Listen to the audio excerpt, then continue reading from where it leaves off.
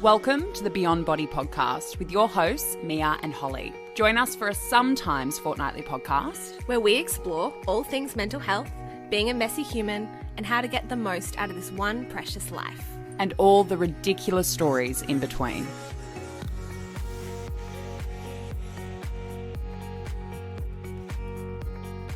Welcome back, everybody. Happy 2026. We hope you have had some lovely downtime. And we're very excited to bring you today's episode as the first episode of the Beyond Body podcast for 2026. It is a solo episode for me, but it isn't really because I am speaking to a former client of mine, Trudy. And the reason we wanted to make this the first episode of the year is because Trudy's story is really extraordinary. And I think she is a wonderful example of a few different things which a lot of people are going to relate to. Trudy had an eating disorder for more than 30 years. And like many people who have had an eating disorder for an extended period of time, she, for the majority of her eating disorder, was trying to recover in a world where there were very limited options. If we think there are limited options now, you go back 10 years, 20 years, it gets worse and worse and worse. So Trudy's story is one of tenacity and resilience, absolute honesty. She's so honest in this chat. And it's a really beautiful sort of full circle moment for her as somebody who watched the podcast, who watched this content, who then worked with me for 2.5 years, came to a retreat last year where we actually ceased working together because she then wanted to go off and toy with this idea of being recovered, which she had already been exploring in the lead up to finishing work with me. But then eventually they leave the nest. That is the goal of our work. We are meant to put ourselves out of a job. And she just speaks so beautifully about her experience. But I think the core part of Trudy's experience is the importance of individualized care, the fact that these things take time, but they also take certain resources intersecting at a certain time versus this idea of putting everyone through a cookie cutter and throwing everything at it. So I hope you really enjoyed this chat with Trudy today. And as a little bit of a delayed gift in the same realm of what we're talking about, there is a link in the description box everywhere you're listening to this or watching this with a little bit of a freebie that I wanted to put together for you about how to set and reach your goals in recovery, a different reframe from what you might currently be doing, which is a bit more flexible, a bit more incremental, a bit more achievable. So if you head to the link anywhere you're listening to this that you'll find at the top of the description box, you will be able to get that complete skill and it will be sent straight to your inbox. So enjoy that little delayed gift from us and enjoy this chat with Trudy. Thank you, Trudy, so much for coming and talking to me. Can't wait for that coffee and cake in either Sydney or Melbourne. Trudy, thank you so much for being with me today. This is such an honour. Just to get to have a chat to you again is obviously fabulous, but we didn't usually record our chats together. So I know. This is a slightly different way of doing this. World. I know. So obviously we worked together for, I think it was 2 or 3 years? How long was it? Yeah, about 2.5, I think. Yeah, and it was pretty consistently all the way through with the exception of a couple of bits of work that you did separately, which we can get into today as well. And the reason I wanted to chat with you today is because it is the start of a new year and people are putting a lot of pressure on themselves when it comes to a lot of different life areas, but certainly if someone's in recovery, they're putting an awful lot of pressure on themselves. And I think that your story is such a profound and powerful one for so many different reasons, but particularly I got to watch you go through this process of putting a lot of pressure on yourself, of trying to tackle everything at once, and then having this massive shift in terms of your thinking as far as the very considered approach you started to take and the very well-resourced way that you were able to come from your healthy self and get the help that you needed at the time you needed it, and really understood that element of individualized care. We're treating individuals, we're not putting them through a cookie cutter process. So we're going to get into all that great stuff today, but obviously we want to know who Trudy is, because Trudy's fabulous. And I was very sad when Trudy broke up with me as a client. I was like, I don't get to I'm so sorry. Like I said, this person every week. It's me, it's not you. Like, great. That's the best breakup of all time. So, Trudy, can you tell us a little bit about yourself and within that, sort of how your eating disorder developed, some of your experiences in recovery leading up to the point where you came to have a chat to me? Sure. So I think I'm probably a perfect example of genetics loading the gun and environment pulling the trigger on the gun of an eating disorder. Yep. I was always an extremely anxious child, very, very conscious of following the rules, doing the right thing. Everything had to be perfect. If it wasn't perfect, it was a fail. Very black and white. And then in my teenage years at 14, it was suggested to me that perhaps I should lose some weight so I could be more attractive. And I didn't even question it. I just went, oh, okay. And I lost weight and people noticed and it was commented on. And I thought, oh, okay, this is a good thing.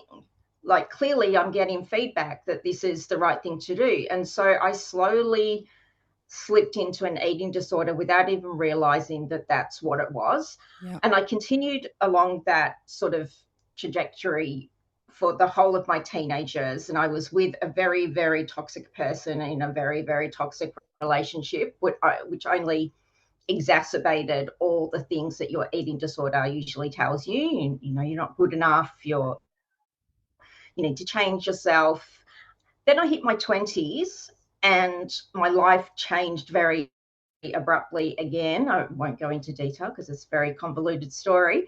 But I was at a point where my eating disorder was no longer invisible. Like it started to become very visible to people. It started to really impact my life in ways that I hadn't realized it would. So going out became a problem.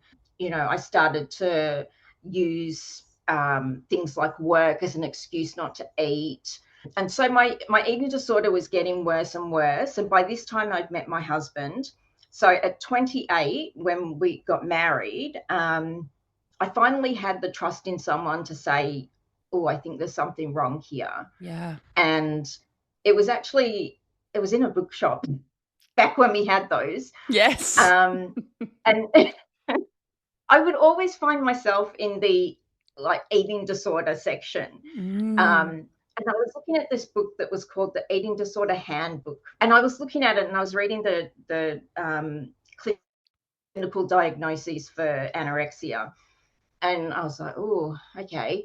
I took it over to my husband and I just handed it to him out of nowhere and said, I think this is me. He read it and he was like, okay. I have to like give him full credit. He just straight away went, okay, let's get you some help. Beautiful. And this was back in 2004. There wasn't a lot around at that stage. Like it's really exploded, you know, in recent years, but there was nothing around. It wasn't very visible in the media. We really struggled to find treatment. This was pre-Butterfly Foundation as well. Yes. People forget that Butterfly Foundation is very, very new relative to other charities and other foundations. And it's really the biggest thing we've got. Yes. So we were flying blind and I ended up in a private organization that provided psychological treatment and dietetic support. And I spent a number of years there without really getting any kind of success there. And then after that, I started working in the community with a psychologist and my own dietitian. And again, that was sort of more of the same, like a lot of CBT. That was the big, you know, cognitive behavioral therapy. That was the big thing at the time. Yeah. So I did a lot of that. And being the type of analytical person I am, it was very academic. Yes. And it didn't really get me anywhere. I was like, oh, this is the answer you want. And we can be really good at it. It's like, oh, I know what the answer's supposed to be and I can say that and I can intellectualize the hell out of this. Right? Yeah.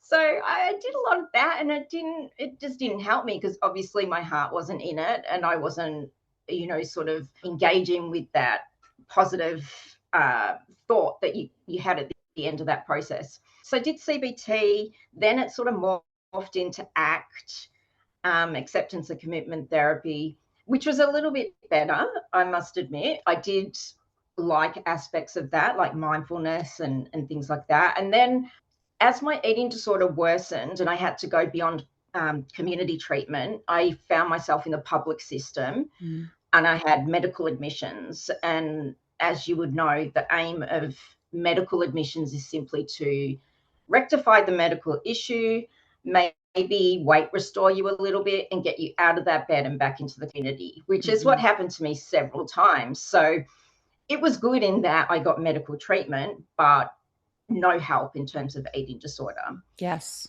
And I also did try the public systems day program, which was okay, but it was a lot of sort of babysitting while you ate and not really much more. A lot of distraction and game playing. Again, didn't really resonate with me.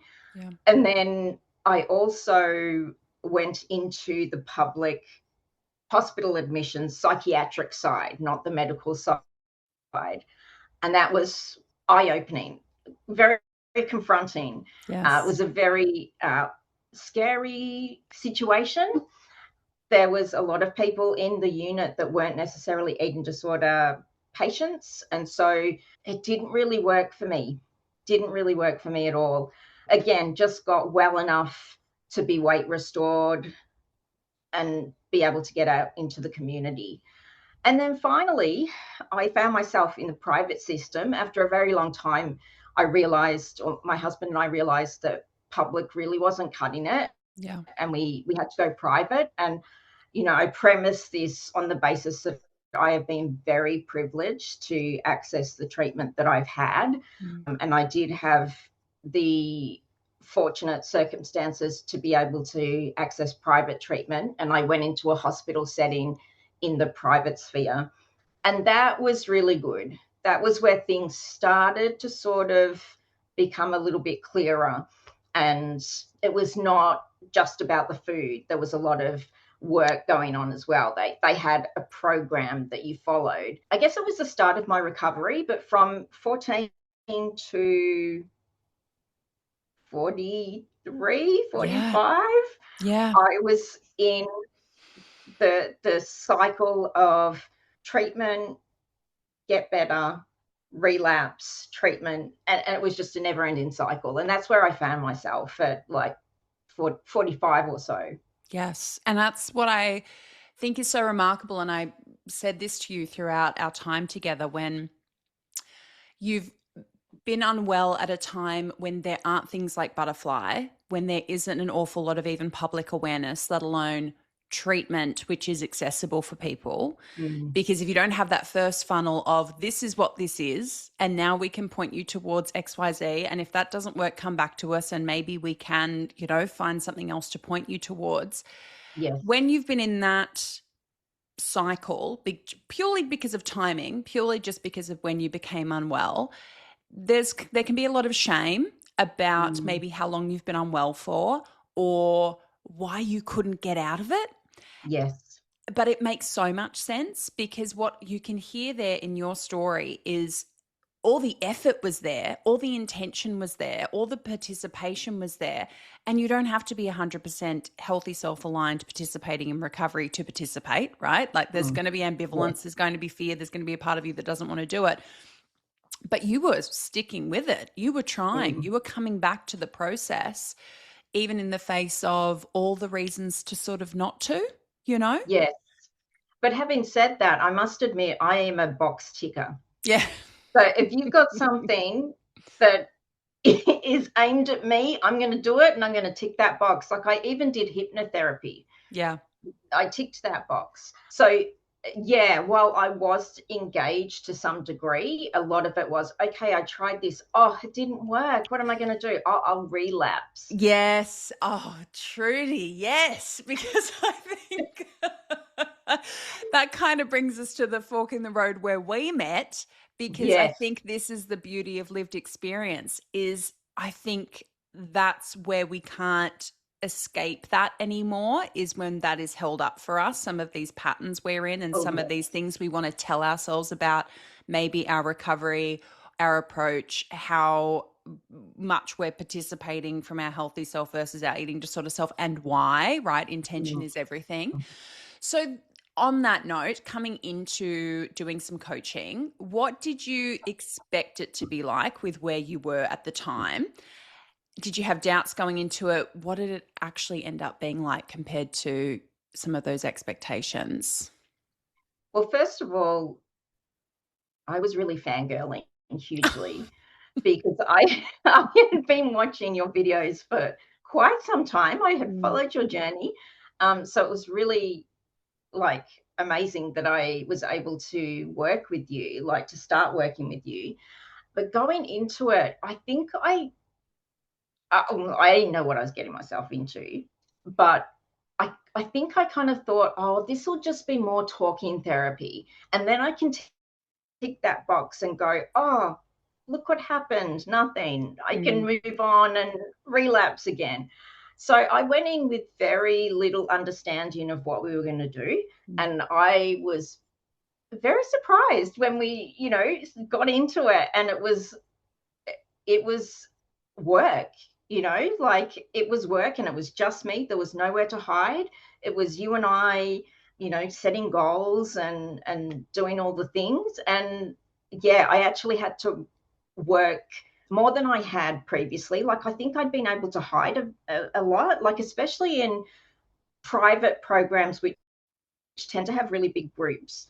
You can sort of lose yourself a little bit and not be all that accountable. Yes. Here, it was very stark. Like if I wasn't on the right track, it was very clear. So yeah, even though it was a tick the box initially, it was, oh, okay, I've got to really put in the effort here. It's where the rubber meets the road, right? Yes. And as I said to you and say to many people, you know more than I do about your eating disorder. Like, you're the expert in your eating disorder. I'm never going to know more than you do. And very often people are coming in to work with us and they know an awful lot about recovery, especially if they've been in different programs, they've had different kinds of treatment. They know an awful lot, and they have been in programs where they have been able to observe, but they haven't been able to put these things into practice. So when people come to me and they're like, well, Mia, I know it would be better, and I know that I could, and I know that if I just, but the difference between being over here on this side, knowing, and then the big ravine in between, and then believing is the bridge of doing, right? Like, that's how you start to believe it for yourself. Absolutely. Which is why observing other people in recovery or being recovered is great, or working with someone with lived experience is great, because you're like, well, I know it's possible, but to believe that for yourself, that you can be a recovered person, that you can get out the other side, has to be your own action. And that has to mean that you take total responsibility for your process versus kind of that approach of, I kind of want to prove that nothing's going to work. Yes, exactly. So when I did start working with you and I did sort of start doing that work, like, the benefits were really clear with that lived experience that you were coming from. You saw things that I wasn't even aware of. I thought I was pretty savvy about my eating disorder, but you really had that insight to be able to pick up things that I had let fly under the radar. And we had one particular difficult conversation. And I think this is also one of the strengths of coaching, is that you do have the tough conversations, which I really respect, because a lot of the time as a patient, you get tiptoed around. And, it's all softly, are you okay? This was a reality check, because I was scheduled to go on a retreat, Mia's retreat. I had an issue with alcohol at the time. It was a huge part of my eating disorder, and I was trying to get on top of that as well as my eating disorder. And I happened to have a drink, and it didn't go well. And I spoke to you about it, and straight away you were like, okay, well, we really need to rethink the retreat now, not as a punishment, but as like a perfectly reasonable sort of thought process that we can't deal with that behavior. we could possibly manage like eating disorder behavior, but we can't keep you safe if you've done this type of behavior, and it's too precarious to put you in that situation with other people. Yeah. And I was devastated at the time. But with hindsight, I needed those tough conversations, because after that, like, I haven't had a drink since. I've been sober for over 2 years now. So, yeah, I needed someone to go, no, there's consequences, not to punish you, but it's just how things are. So that, as hard as it was at the time, really helped me. And it did turn out that serendipitous, the retreat that I did go to was phenomenal. So yeah, everything at the right time. Absolutely. And that was such a, like, when we talk about some of those turning points you had and taking total ownership and responsibility for your recovery, that was a huge moment, because as you said, nothing's ever about good or bad or right or wrong, or you're a good or bad person or you did a good or bad thing. It's, as you know, I'm all about data and all about evidence, where it's like, well, this was some data to say, this, I'm not doing the right or ethical thing, and I, like, your safety is the most important thing, and your eating disorder is telling you something different. So, like, here's this conflict, but it's not between you and I, it's between you and you. It's that healthy self-eating disorder self-conflict, Yes. right? Yeah. Which is where that skill, but also I think that, like, this framework is so important, which is, I'm just here to back up your healthy self. And if this was somebody else who you cared about dearly, you would probably see it from a slightly different angle and a slightly different viewpoint. Yeah. And as I said to you at the time, like, I want you to come to this thing not because you're holding on by your fingernails through it. I want you to come and celebrate and enjoy it. And I said to you, Trudy, you're going to come to one of these things and it is going to be a huge celebration. And what were we doing at that final dinner when we were toasting? yeah. What were we toasting to? To my recovery and no longer needing coaching. Yeah. It was amazing. Yeah. Phenomenal. Especially considering my history. You're working up against 35 years of ingrained behavior. Yeah. Like, it was pretty phenomenal. And also, as I said to you the whole time, even when we had difficult conversations, because as you said, like, that is kind of our job as a coach. We're in the weeds with people. We are usually the ones having the tough mirror holding up conversations. But I said to you, you have tried so many times to be able to recover. And part of this sort of not being in the driver's seat of the process is what you have been taught. The treatment spheres that are of old have really let people down in this way, where they are taking this passive approach. And it is really confronting to them, as someone as direct as I am, to be like, well, no, now we're going to put you in the driver's seat. And you're like, what? Hang on a minute, right? And it's that split thing of, oh, I do so desperately want this, but God, this is scary and intimidating.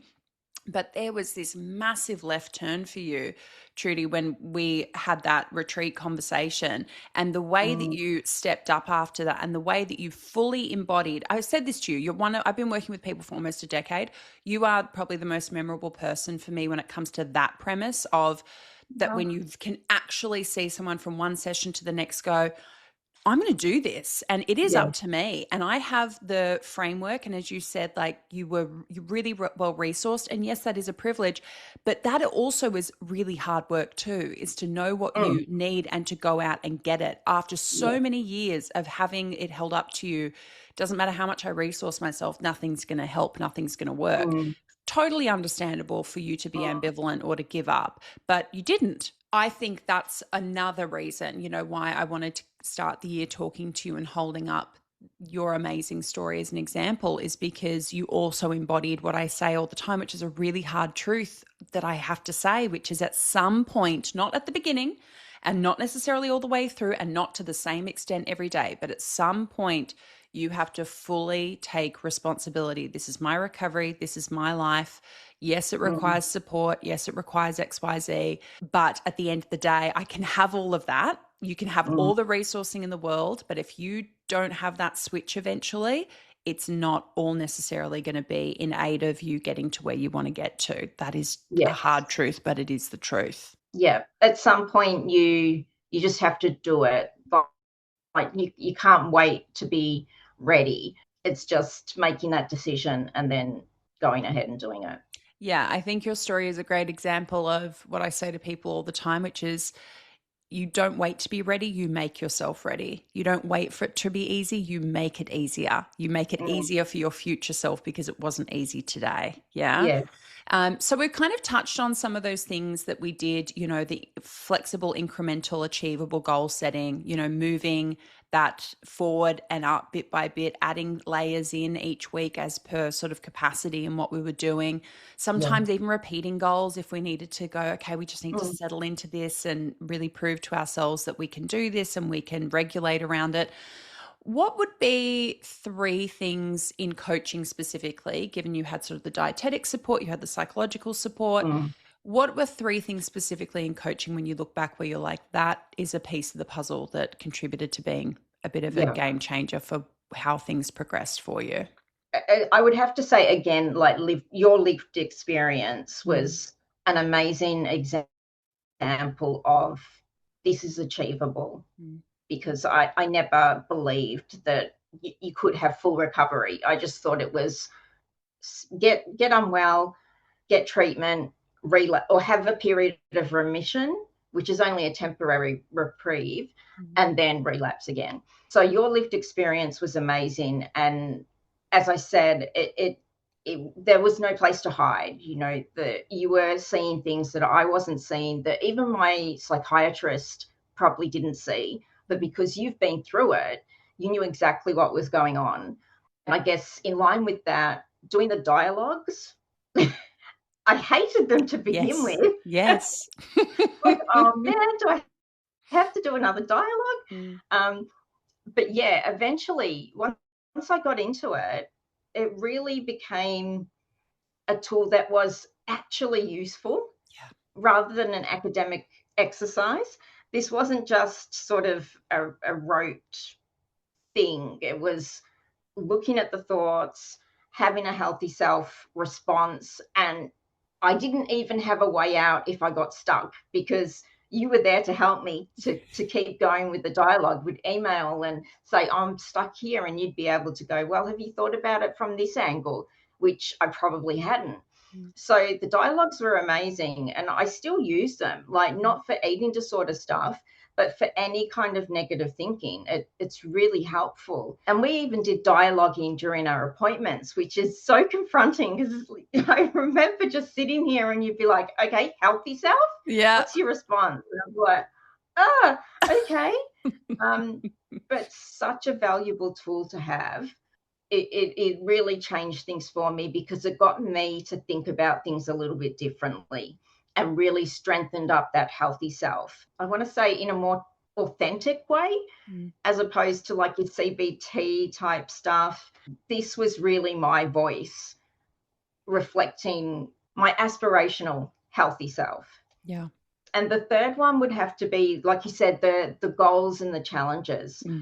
Every time we had an appointment, we sat down and we planned what goals I was going to do for the interim between our next appointments. And it's the first time I ever actually worked my way through my whole list of fear foods. Yeah. And, I've seen a lot of dietitians in my day. And this is the first time I got through all those foods. And it's because you just made it seem like, okay, well, this is part of the process. This is what we do in coaching. Like, I'll be there to support you. If you have any issues, do a dialogue, send it to me. I'll help you out. We can talk about it. And yeah, I ended up actually doing the goals that we'd set. And I've been very lax in that respect with other treatments. And this really held me to account. And I actually got real results.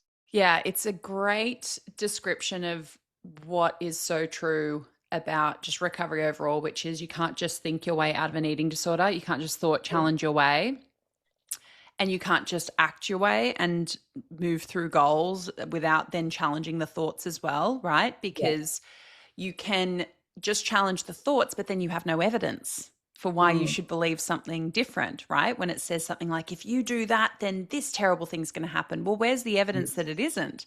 And then if you just move your way and box tick your way through and, tick off foods or tick off, behavioral change or whatever. The reason why you started doing that, whether it was to protect yourself or it was to make yourself feel like you were more acceptable, or all these deeply rooted beliefs that we sort of discover in coaching that then gets taken into therapy to get a deeper sort of psychological understanding of our experiences and where that came from and how all that sort of works together. Again, it's where the rubber meets the road. It's all the conceptual stuff. It's the, yes, I know I need to make this change, but we set the goal, see how somebody freaks out, eye movement, right? Let's dialogue it. Let's get eating disorder self quiet enough that we know that we can do that thing this week.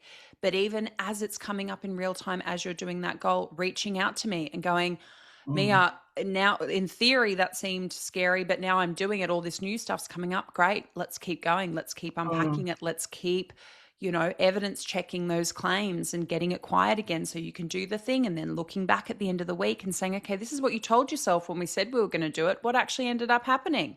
And then the brain is paying attention and saying, oh, I may not need to send up that signal, or if I do, it doesn't have quite as much punch as it did last week. It's just not as convincing. And so, it's never a surprise to me when I have chats with clients, former clients, as they're coming to the end. They're like, oh, Mia, those dialogues, I hated them. And I just thought, this is so pointless. I am just having a conversation with myself. And what is the point? And then it's always the thing where they're like, game changer. And not just recovery game changer, life game changer. It is the skill which puts you back in the driver's seat of your own brain. I wish we could teach everyone that skill. Yes, I do too. And it keeps the momentum going because you're not stuck. There's always an answer. And if I did get stuck, I knew I could rely on you to point me in a different direction. So that momentum was always there. There was no let up. And that's definitely what I needed. Yeah. In recovery, like, we can give people skills where they're like, I'm good at this, or I'm getting good at this. And so they have that sense of accomplishment, right? Where it's like, when I say to people, go back and look at your early dialogues and look at what you're able to do now, where we had to write every single one down, versus now when you can tell me, some of them are still written, but Mia, healthy self just shows up now. And I don't even have time to write it down because this dialogue is just happening in my head. To know that that is something new that your brain has built, kind of like when we watch a bone healing, we can see that, right? We can't see how the brain is changing as we're developing these skills, but coaching provides this opportunity to see the change when we are doing a fear food and it's going from red list to orange list to green list. We're like, that means something has literally built in my brain that wasn't there before. Or as a skill becomes easier to tackle, that is something which has literally changed in my brain. Whereas in other recovery, without that really practical in the weed stuff, I think recovery can feel very mysterious and very like, what am I meant to be doing? And are things changing? Am I different? That isn't just about what's on the scale or, what are the metrics of the tests that are coming back that I'm doing? Like, that doesn't really tell anyone anything about the most important thing which needs to change, which is up here. Totally agree. So as we were getting towards the end of our time together, you were reporting to me, which happens very often. I start to get the question like, Mia, is this a sign that you're recovered? What about when this starts to happen? Now, is this a sign that you're recovered?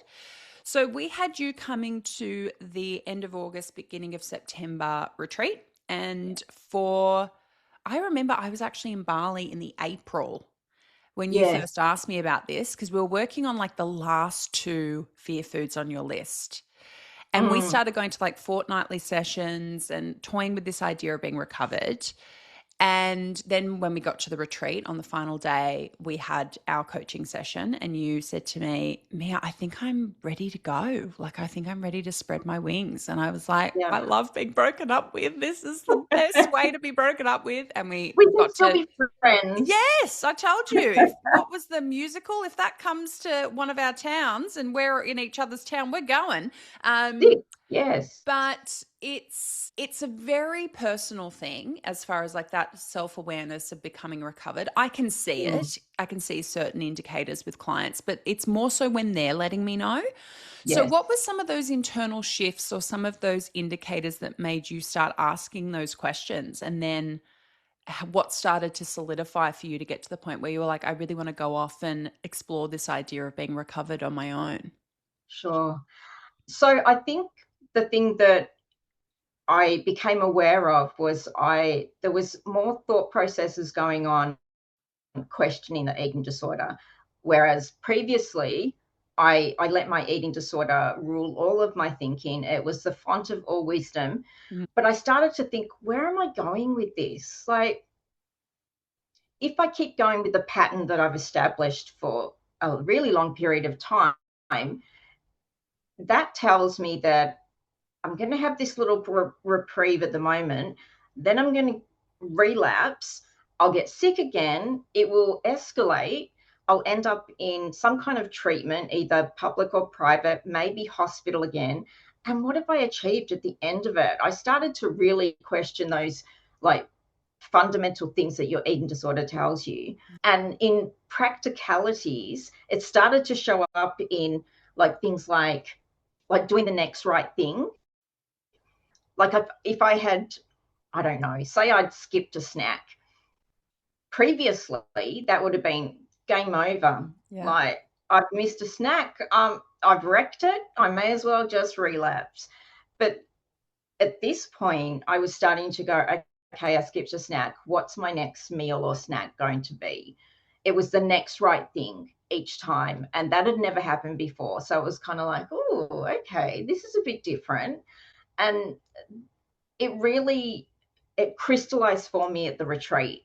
Like I just thought, yes, I'm recovered.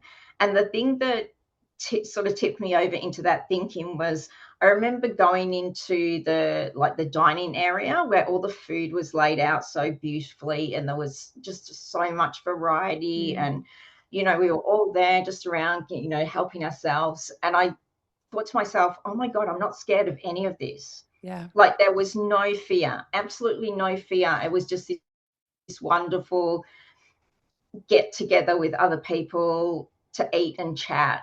And I thought, oh my God, this is totally different to what I felt before. And then the other thing at the retreat that made me think, okay, I'm over this, is we were in the yoga shala and we were in one of the workshops.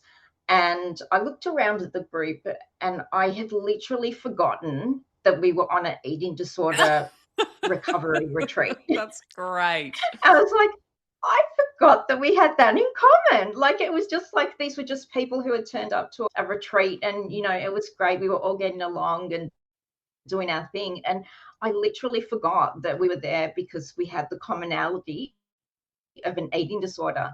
And I thought, okay, yeah. This tells me I'm recovered because in every other group environment, the eating disorder was front and center. It was so focused, but this was not like that at all. And I just thought, okay, I'm seeing the world differently now. Yeah. I think this means I'm recovered. You had another moment that you shared with me, which was around the pool. Do you remember that? I've forgotten. Which is great. Remember I used to tell you, like, sometimes there'll be things from your recovery that you start to forget. Well, you're already there, girlfriend. I'm in menopause. Like I have got menopause brain.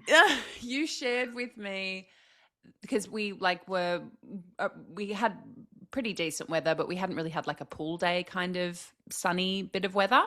Yeah. And then we did get it, and it was yourself and a couple of the other girls, Hol and I, and like we got into our swimmers and we came to the pool. And you said to me later, you said, I didn't have a second thought from getting into my swimmers to then being by the pool. Like I relaxed. I would have been monitoring my body, so aware of my body, so aware of other people's like awareness of my body. And there just wasn't a moment of it, which is not to say that being recovered means that is how that always feels. We still have body image spectrum going on like anybody who's never had an eating disorder will. Exactly. But even the idea that you will have even a second of that level of presence in a situation which usually would have made us very hyper aware of our bodies seems impossible through the whole process. And I think that is such an indicator when we're like, oh, that is just quite normal for me to be able to be neutral, to be able to be more Yeah. present in what I'm doing versus overly aware of my body. Yeah. Yeah. And now that you mention it, I do remember it because it was such a huge thing for me. I don't even remember the last time I put bathers on. Yeah. And the only consideration was, what's the weather like? Do I need a t-shirt? How much sunscreen should I put on? Am Yeah. I going to get bitten by mosquitoes? That was it. That was the whole thought process. So yeah, it was a big retreat. It was. You were this very calm presence through the whole thing. And again, like it's interesting to have the inside measure of someone's sense of being recovered or heading towards recovered and toying with that new state versus what I can see, which is Mm, as those sessions get towards the end and people start to go to like fortnightly, then monthly, and then I'm like, just put something in my diary for whenever, and mm. you can cancel it the day of if you want to, or we can have it and just have a chin wag, and whatever you want to use that time for, if you need to use it at all. But it's when we just have less and less to talk about. Those last foods on that list Yeah, are just like, oh, Mia, I tried it and it was fine.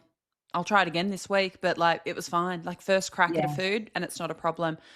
Mia, I don't really have anything to dialogue anymore. I'm more dialoguing like critical self, or if I'm getting a bit perfectionistic. But as far as like an eating disorder self thought, there's nothing really there. And I'm like, yeah, okay, what else are we going to talk about? yeah. And it's just such a nice way to wrap up with somebody, because I think, and you can correct me if you felt differently, but I think when people imagine coming towards the end, they imagine that it's this cataclysmic change and it's overnight and your eating disorder gets ripped away from you, and then you're just in this Yeah, black hole, and then suddenly you come into the light and you're recovered. And it's just much more boring than that. yeah, yeah. It's not unicorns and rainbows and, starbursts. Um, yeah, it was a slow burn Yeah. up until recovery. Yeah. Yeah, it's nice. It's the fact that Mm, it's how it's meant to be. It's calm, it's regulated, it's not overly promising anything, which is meant to be mm, the antithesis of the eating disorder self, right? Which is yeah. high adrenaline, which is high octane, which is, knife's edge kind of stuff. You're just Mm, meant to come into this new phase with that gradual growing confidence and that self assurance and this new sense of self, which is what we try to tell people. Like it's going to be like this. It's going to be integrative. It's not going to be eating mm, disorders amputated. What am I mm. going to do? You're going to know Yes. each week what you're doing, and you're agreeing to do it each week, and then it's the total sum of your work, which is just this Mm, nice graduation into the next phase of life without eating mm. disorder on your back, right? Yes. Yes. What has life been like exploring this new phase? Because we were exploring it months Mm. before the retreat, but then there has to be that out of the nest kind of exploration. What has it been like now out on your own, exploring Mm. this concept of being recovered? Have you had any moments of doubt or any moments of, oh, I wonder what that is. I wonder if that's eating disorder or if that's just like regular life Yeah. stuff. What is it like adjusting? I have had a couple of existential moments, like, "What am I here for? What's my purpose now?" But in all seriousness, it is like a relearning of self, like, particularly for me, having been sick from the time I was 14 up until about 48, 49, then coming to a point where I was recovered, I had, like, so much space to go, okay, what do I actually like now? Mm. What things do I enjoy that aren't dictated by my eating disorder? And one of the great things at the retreat that you do in one of the workshops is look at the traits of eating disorder and how you can spin them into recovered life as a more as a healthier trait. And so all the traits that I had in my eating disorder, like determination and willfulness and perfectionism and all that, I could shift over to my healthy self, my recovered self, and go, okay, well, I have the desire to put some effort into art. Like, I feel like I need to be creative. So I've been exploring things that are very, very different to what my normal analytical self would have told me I liked. And I would have had to have been productive the whole time. I'm now doing things that are a lot more, they're a bit more artistic and free and expression. It's very, it's sort of the antithesis of how I was with my eating disorder. Now I'm embracing that whole space that I've got now, because you get a lot of space when you recover from an eating disorder. Like, you've had that chatter for so long. So yeah, it was relearning what I enjoy. And also in February of last year, I got a diagnosis of being on the spectrums, and finding out that I was neurodiverse was a huge thing for me, because it also helped me to explain a lot of my eating disorder. So I could sort of put it into context for myself and go, okay, I get why it was there. I get why it came about. It's not inherent to me. It's not me as a person. It's just something that happened, and I understand it a lot better. So I can move that aside, and I can look at myself as a whole person, and sort of explore things from that lens.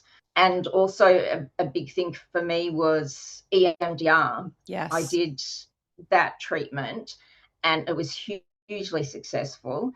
And again, it helped me to put my eating disorder into perspective, like all those beliefs, where they came from, who they belonged to. I was able to separate them out from myself. So yeah, it's been a rediscovering of who I am, reestablishing relationships as well that had fallen by the wayside because of my eating disorder. I think I'm a very different person now in relationships, with my husband, with my sister, with my best friend. It's very different. I think I'm much more honest in an authentic way, like it's really me with them. Your whole energy is different. Yes. Yes, from when we met 3 years ago, like your whole energy is different. You're still you. You're still, it's what you were speaking to before, what we teach people about the traits. Like, there is you, there is a fundamental you, and then there is the way your eating disorder self uses those traits. Yes. And then there's a way your healthy self can use those traits depending on who we're, handing them over to. And so you've always had this like core through line of Trudy, but your energy is different. It's like calm seas, just very measured, very even keel, very, very grounded. Like, you're very anchored in yourself, versus like, I think when we're handing our identity and our trust with ourselves over to this external thing, which is what an eating disorder is, because it is not us. An illness is not us. The part it latches onto, the vulnerable eating disorder self part, is us. Then there's this lack of anchoredness. I remember it myself when, like, the people who knew me best were like, where have you gone? Where are you? There's still that core of you there. But if you're running around trying to chase after this external thing, then that's where your energy goes, right? Where you just feel like you're not contained within yourself. And you are certainly, like I said at the retreat, you were this calm, soothing presence in any room you were in. It was like you just had this gravitational pull of that's where you want to sit if you just want to be grounded, And I think I was forced into that as well, because this is one of the things that I've been able to focus on, is the fact that I have other chronic illnesses that I had been ignoring while I was in the midst of my eating disorder. So now, I require a lot of rest for my other health conditions. So I'm able to do that, and I'm able to rest and be relaxed. Whereas before I was so frantic the whole time. There was always that hamster wheel going. having recovered from the eating disorder has created that space for me to look at other things and actually put some effort into those things that I'd been ignoring for a really long time. Yeah. What would you tell Trudy 3 years ago going into this process where, like you said, it wasn't just the coaching, you are also such a powerful example of individualized care, that we had phases of we were doing coaching, you went and did a couple of these EMDR programs, but at the right time, if you'd done it, say, Yes. when we were first working together, we wouldn't have been in a solid enough place to be able to then do that. It's very hard work, but it's amazing, right? Yeah. I've had that lived experience as well of EMDR. It is absolutely incredible. And then having the resources at the right time, like I often say to people, different things at different times for different people, kind of like with the retreat, right? Different things at different times for different people. And you certainly found that timing absolutely imperative for all of those things to come together to lead you to where you are now. So knowing that that's on the horizon with so many years of revolving door and every reason to not give this a crack, every reason to go, yeah, you know what, I'm going to go in and I'm going to prove myself right that this isn't going to work either. What would you tell Trudy 3 years ago? What does she need to know? The biggest thing for me would be that recovered life is better. It is worth it. Because when you're sitting in the midst of your eating disorder, or if you're in treatment, it's like this elusive thing. Like you said, it's not this big, amazing turnaround, but you have it in your mind like, well, what am I heading towards? Like, what if I don't like it? What if I'm miserable? What if I miss my eating disorder? And I always wanted that kind of guarantee. It's like, no, you show me that it's better and then I might buy in. But until then, no, not for me. It's totally worth it. Not to say that it's perfect, because, I still have anxiety. I still, have chronic illnesses. And sometimes I feel horrible about my body because I'm going through menopause. But I have other strategies for dealing with that. Like I said, I can run through a dialogue in my head now and get to the end point by myself. So definitely that a recovered life is better. Like I would tell 3 years ago, Trudy, I would tell, stop and look around, like look at your life. You have all the things that you wanted. Like you've got a husband who you adore and who adores you. You have a great sister, you have a great best friend, you've got space in your life to be creative. Like look around at your life and weigh up what you want to do. Do you want to let it crash and burn again and go down the relapse path? Or do you want to try something new and go down the recovery path and stay there? Because I think they are two things that I really didn't see. I didn't see that recovery would be better, and I didn't see what I already had in my life. I was too busy in my head doing the eating disorder thing. Well, it's like you said so beautifully before, your eating disorder, when it wants to relapse, it can see about a week. And we would do that, right? I'd say to you, okay, Trudy, if eating disorder gets its way, where will we be in a week? And you'd be like, oh, great. Like I'd be just free falling into eating disorder behaviors and thinking, and I'd be free. And I'd say, okay, where would you be in a month?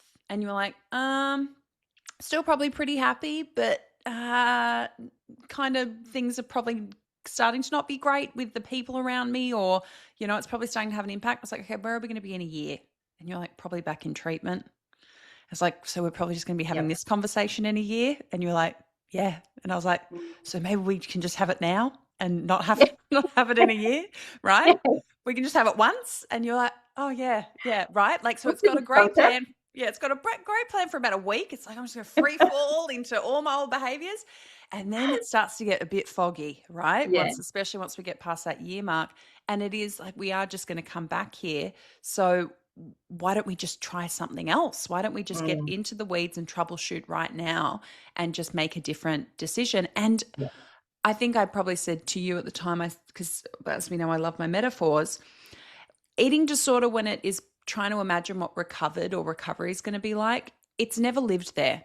It's trying to make you decide between two cities you're going to live in, and you've spent pretty much your whole life in one, and you've seen blurry, grainy photos of the other one and heard terrible rumors about it that aren't true. And that's the data you have to make a lifelong choice based on, right? Yes. And my position is always, well, why don't we just go and spend some time living there? And then you get to decide. Like, I'm not going to drive to your house and, chain you to Recovery Town. Yeah. If you go back, I'm not going to stop you. No one really can. But let's go and find out where we actually want to live. And then you get to decide where you want to stay. Yes. But I'm so grateful for this chat, Trudy, especially to start off the year, because I think as much as it is a hugely powerful story, it is also a story of this stuff takes time, and it takes compassion, self-compassion most importantly. And yes, it takes perseverance and resilience, but it also takes gentleness, and it takes meeting yourself where you are and finding the things that are going to support you in this moment versus throwing everything at it and thinking that's the answer. I was up against 30 odd years of eating disorder, and look where I am now. So yeah, I would like people to know that it's totally doable. It's totally possible. Yeah, beautiful. And, it's why we continue to advocate and fight for people being able to access the thing. If they, like I've said a million times, if we just give people nails and say, put that wall up, but we never hand them a hammer, how on earth can we expect them to expect of themselves that they can do it, right? And thank goodness you had that tenacity. And as you said, like that willfulness to go, like, there's this other thing that I can try, and there's this other combination. I'm gonna give it a real go. So thank you so much, Trudy. I have said to you, when I'm down in Melbourne, there is a coffee and a cake. If you're ever up my way, when I move back to Sydney in March, coffee and cake. Thank you. But I just appreciate you so much, and thank you so much for your time today. Thank you, Mia. I really appreciate it. Full circle moment for me. Unreal. Thank you.